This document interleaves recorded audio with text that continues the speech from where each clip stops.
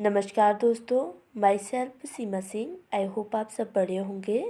आज हम गृह विज्ञान, आहार एवं पोषण विज्ञान के महत्वपूर्ण प्रश्नों को देखेंगे जो टीजीटी, पीजीटी और जीआईसी नेट में पूछे गए क्वेश्चंस हैं।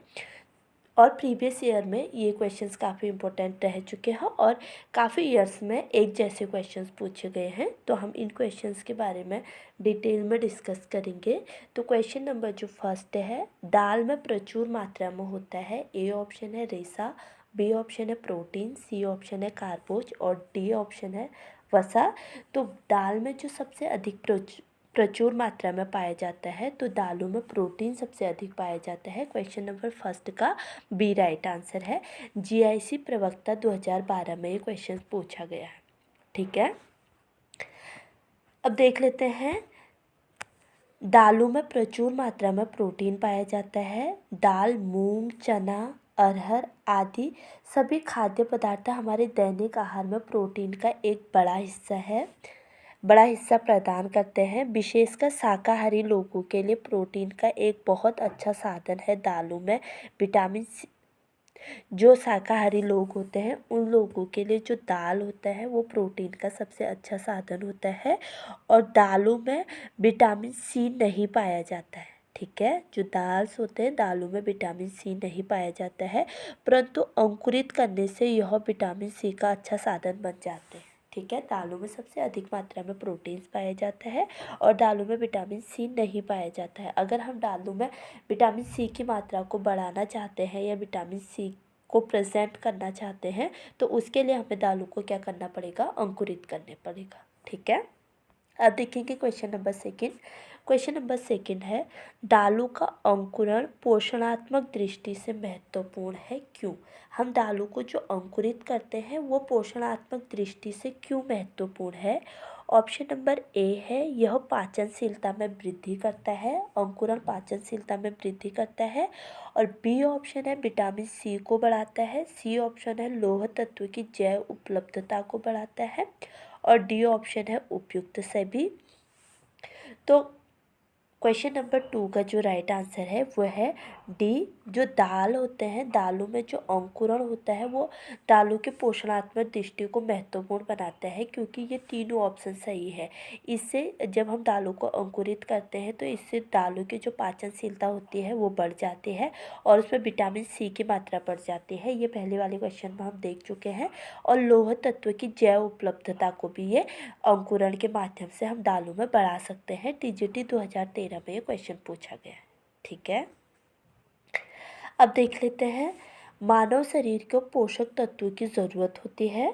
ठीक है, मानव शरीर को पोषक तत्वों की ज़रूरत होती है, जिसमें दालों का अंकुरण पोषणात्मक दृष्टि से महत्वपूर्ण है, क्योंकि यह पाचनशीलता में वृद्धि करता है, यह विटामिन सी को बढ़ाता है। जब हम दालों को अंकुरित करते हैं तो उससे व्यक्ति की पाचनशीलता बढ़ जाती है और उसमें क्या होता है, पाचनशीलता बढ़ जाती है। और उसके अतिरिक्त जब हम दालों को अंकुरित करते हैं तो उसमें विटामिन सी की मात्रा बढ़ जाती है और जो दाल होते हैं उनमें लौह तत्व की जैव उपलब्धता को भी बढ़ाया जाता है। ठीक है, अब देखिए क्वेश्चन नंबर थर्ड क्या है। क्वेश्चन नंबर थर्ड, लाइसिन पाया जाता है, यानी कि जो लाइसिन होता है वो किस में पाया जाता है? ऑप्शन नंबर ए है दूध में पाया जाता है, बी ऑप्शन है दाल में पाया जाता है, सी ऑप्शन है दलिया में पाया जाता है और डी ऑप्शन है चावल में पाया जाता है। टीजीटी 2011 में ये क्वेश्चन पूछा गया है।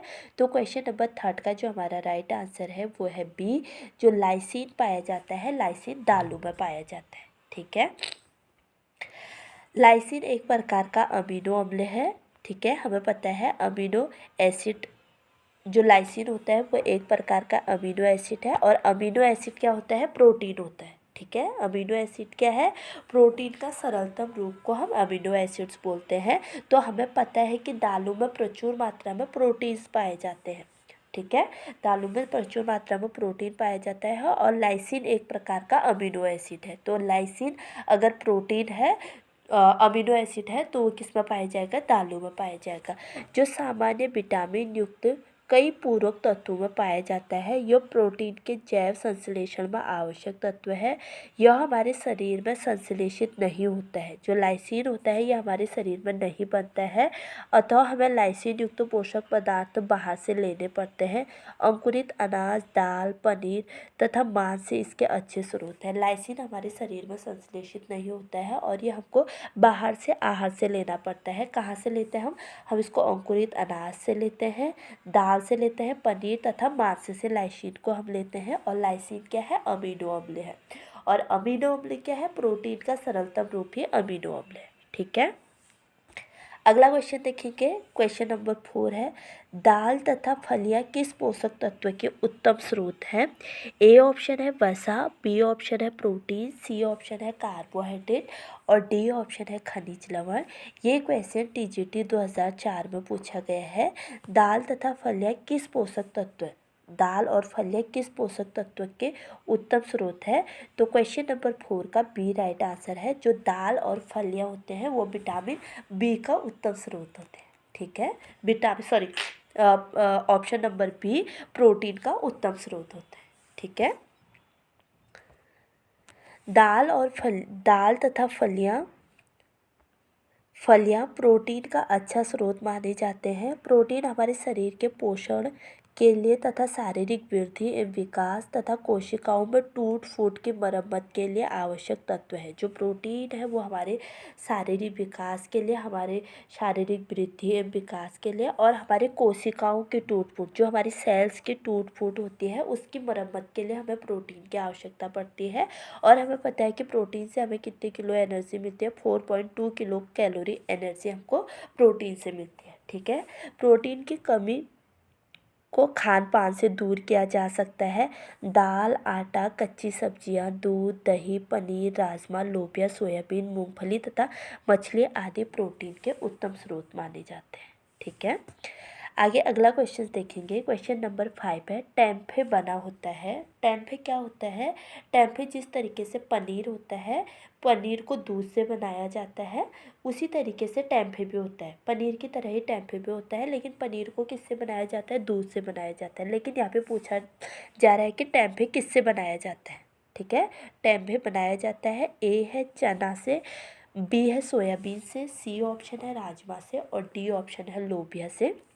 जो तो टेम्पे बनाया जाता है वो सोयाबीन से बनाया जाता है। ठीक है, क्वेश्चन नंबर 5 का बी राइट आंसर है। टेम्पे सोयाबीन से बनाया जाता है। टेम्पे क्या है? टेम्पे पनीर की तरह ही होता है। जिस तरीके से हम पनीर को दूध से बनाते हैं उसी तरीके से टेम्पे को सोयाबीन से बनाया जाता है। जो लोग प्राणीज जगत के फूड नहीं लेते हैं, प्रोटीन नहीं लेते हैं, जैसे दूध से बने हुए पदार्थों को जो लोग नहीं खाते हैं, तो उनको डॉक्टर टेम्पे खाने को सजेस्ट करते हैं। क्योंकि जो सोयाबीन है वो वानस्पति जगत का सबसे रिचर्स सोर्स होता है प्रोटीन का। ठीक है, इसीलिए सोयाबीन खाने के लिए बोला जाता है। और टेम्पे जो होता है वो पनीर की तरह ही होता है। ठीक है, क्वेश्चन नंबर 5 का बी राइट आंसर है और ये क्वेश्चन टीजीटी राजस्थान में पूछा गया है। अगला क्वेश्चन देखेंगे। क्वेश्चन नंबर 6 है, शाकाहारियों के लिए उचित मूल्य का प्रोटीन होता है। ए ऑप्शन है दाल और फलियों में, बी ऑप्शन है अंडे और मीट में, सी ऑप्शन है अनाज और मिलेट में, डी है सब्जियां और फलों में। जो शाकाहारी लोग होते हैं, जो प्राणिज जगत से कोई भी फूड नहीं लेते हैं, उनके लिए प्रोटीन का अच्छा साधन कौन सा होता है? सब्जियां एवं फलों में? नहीं, सब्जियों और फलों में हमको पता है कि विटामिन और खनिज पाए जाते हैं। अनाज और मिलेट में? नहीं, ये भी प्रोटीन के अच्छे स्रोत नहीं है। और अंडे और मीट में? अंडा और मीट प्रोटीन का अच्छा स्रोत है, लेकिन ये क्या है? प्राणिज जगत से हमें प्राप्त होता है। हमें बताना है कि वानस्पति जगत से जो शाकाहारी लोग हैं उनके लिए कौन सा उत्तम स्रोत है प्रोटीन का। तो शाकाहारी लोगों के लिए दाल एवं फलियां उत्तम स्रोत होते हैं प्रोटीन के। ठीक है, ये क्वेश्चन भी टीजीटी राजस्थान में पूछा गया।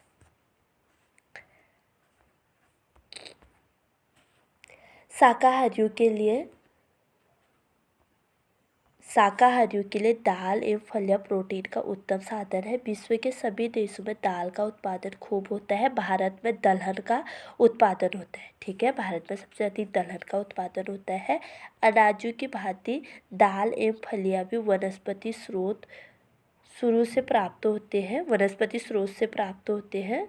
ठीक है, प्राप्त होते हैं, परंतु दालें द्विदलीय बीज होते हैं। जो दालें होती हैं वो द्विदलीय बीज होते हैं। दालों में 18 से 25% तक प्रोटीन उपस्थित रहता है। ठीक है, ये क्वेश्चन इम्पोर्टेंट है, ये पूछा जा सकता है कि दालों में कितने % प्रोटीन रहती है। तो दालों में 18 से 25% तक प्रोटीन रहता है। और दाल कैसे होते हैं, द्विदलीय बीज होते हैं। ठीक है, सोयाबीन में प्रोटीन सर्वाधिक 43% होता है। ठीक है, इसीलिए जो सोयाबीन के टेम्पे बनाए जाते हैं, टेम्पे इसीलिए सोयाबीन के बनाए जाते हैं क्योंकि सोयाबीन में जो प्रोटीन की मात्रा होती है वो कितनी पाई जाती है, 43% प्रोटीन की मात्रा पाई जाती है। और गरीबों का मांस भी कहते हैं, सोयाबीन को गरीबों का मांस कहा जाता है। ये क्वेश्चन एक बार टीजीटी में पूछा गया है कि गरीबों का मांस किसे कहा जाता है, तो गरीबों का मांस सोयाबीन को कहा जाता है। ठीक है, और सोयाबीन में जो प्रोटीन की मात्रा है वो कितनी पाई जाती है, 43% पाई जाती है। और दालों में प्रोटीन की मात्रा कितनी पाई जाती है, 18 से 25% के बीच में दालों में प्रोटीन की मात्रा पाई जाती है। अगला क्वेश्चन देखेंगे, क्वेश्चन नंबर 7 है, फल और सब्जियां अच्छे स्रोत हैं। जो फल और सब्जियां होती हैं वो किसके अच्छे स्रोत हैं। ए ऑप्शन है विटामिन के, बी ऑप्शन है पानी के, सी ऑप्शन है ऊर्जा के और डी ऑप्शन है प्रोटीन के। तो फल और सब्जियां जो होती है वो किसके अच्छे स्रोत है, विटामिन के अच्छे स्रोत है। फल और सब्जियों से हमें क्या मिलता है, विटामिन मिलता है। पीजीटी 2013 में ये क्वेश्चन पूछा गया है। ठीक है, अगला क्वेश्चन देखेंगे, क्वेश्चन नंबर 8 है, दालों में पाए जाने वाला रोधक है, यानी कि ऐसा कौन सा विषैला पदार्थ अवरोधक जो दालों में पाया जाता है वो कौन सा है। ए ऑप्शन है ट्रिप्सिन है, बी ऑप्शन है पेप्सिन है, सी ऑप्शन है बायोटीन है और डी ऑप्शन है हिस्टीन है। तो दालों में जो अवरोधक तत्व पाया जाता है जो हानिकारक होता है वो कौन सा होता है, ए ऑप्शन ट्रिप्सिन होता है। ठीक है, ट्रिप्सिन दालों में एक हानिकारक तत्व होता है जो दालों के पाचनशीलता को कम करता है। और ये क्वेश्चन यूजीसी नेट 2008 में पूछा गया है। ठीक है, क्वेश्चन नंबर 8 का ए राइट आंसर है। दालों में जो अवरोधक बाधक तत्व पाया जाता है वो कौन सा पाया जाता है, ट्रिप्सिन पाया जाता है। अब दालों में पाए जाने वाले रोधक ट्रिप्सिन है। दालों में कुछ विषैले तत्व पाए जाते हैं जिसके कारण दाल की पाचनशीलता एवं जैव मूल्य प्रभावित होता है। दालों में उपस्थित विषैले तत्वों को ताप के द्वारा हटाया जा सकता है। ठीक है, दालों में जो विषैले तत्व होते हैं उनको ताप के द्वारा यानी कि पकाने के माध्यम से हम उनको हटा सकते हैं। ट्रिप्सिन तत्व एवं हेमीग्लूटेनिन विष ताप के प्रभाव से नष्ट हो जाता है। जो ट्रिप्सिन अवरोधक है और उसके अतिरिक्त एक अवरोधक और है हेमीग्लूटेनिन, इन दोनों विष को हम, ये एक हानिकारक पदार्थ होते हैं, इन दोनों विष को हम ताप के माध्यम में लाकर जब हम दाल बनाते हैं पकाने के माध्यम से इनको नष्ट कर देते हैं।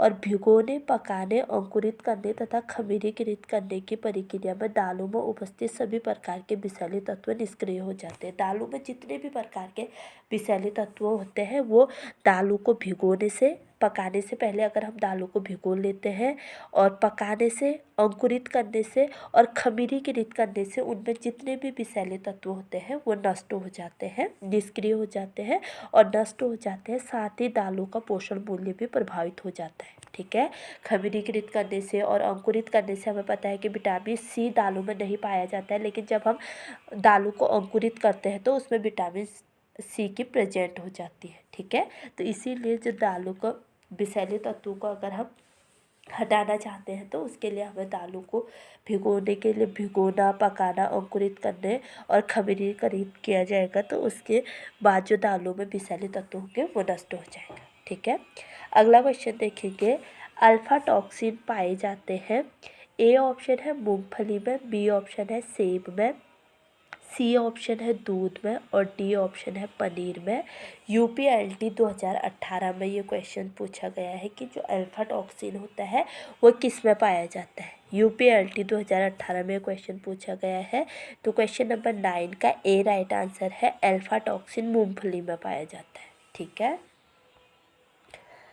अगला क्वेश्चन है, क्वेश्चन नंबर 10 है, हृदय की धड़कन नियंत्रित करने के लिए कौन सा खनिज आवश्यक है। ऐसा कौन सा खनिज लवण है जो हृदय की धड़कन को नियंत्रित करता है। ए ऑप्शन है सोडियम, बी ऑप्शन है सल्फर, सी ऑप्शन है लोहा और डी ऑप्शन है आयोडीन। पीजीटी 2013 में ये क्वेश्चन पूछा गया है।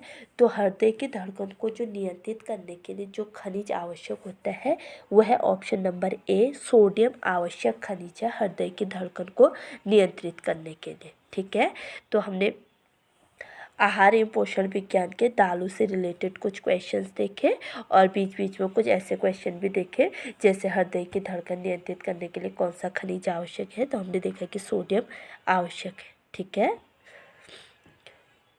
तो अगर आपको मेरी वीडियो पसंद आए तो प्लीज़ लाइक, शेयर, कमेंट और सब्सक्राइब करना ना भूलें। मिलते हैं अपने अगले वीडियो में, तब तक के लिए बाय।